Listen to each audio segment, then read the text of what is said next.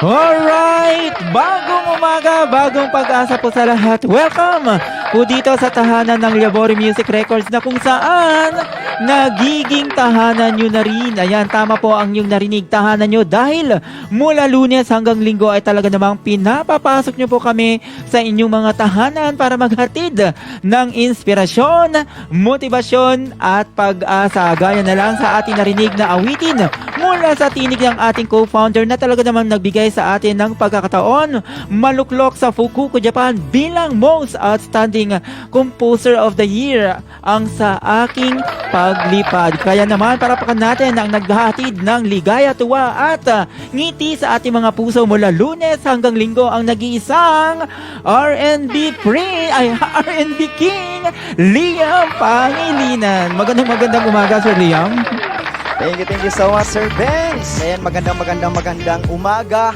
Luzon, Visayas at Mindanao. Magandang gabi dyan sa Canada, Sir Benz. At syempre sa ating mga solid family members na nakatutok ngayong araw ng Sabado, di ba? Ngayong araw ng Sabado, Sir Benz, napaka-espesyal ng araw na to, ladies and gentlemen, dahil isa na namang tinig muli ang masisilayan natin mula sa original na komposisyon ng Liabori Music Records. Pero sa puntong ito, ako po si Liam Pangilinan.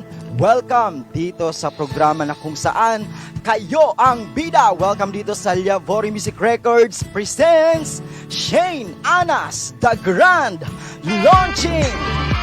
Yes, tama ka dyan, Sir Liam Pangilinan. Grand launching muli na nag-isang Queen of Soul, Shane Anas. Isang bagong awitin na naman ang kanyang ipapamalas. O hindi, o dalawa o tatlo sa kanyang bagong awitin ang kanyang ipaparinig sa ating lahat mula sa komposisyon po ng Liabori Music Records. Sadya nga talagang tayo, Sir Liam, ay tinutupad ang kanilang mga pangarap dito sa ating tahanan, di ba?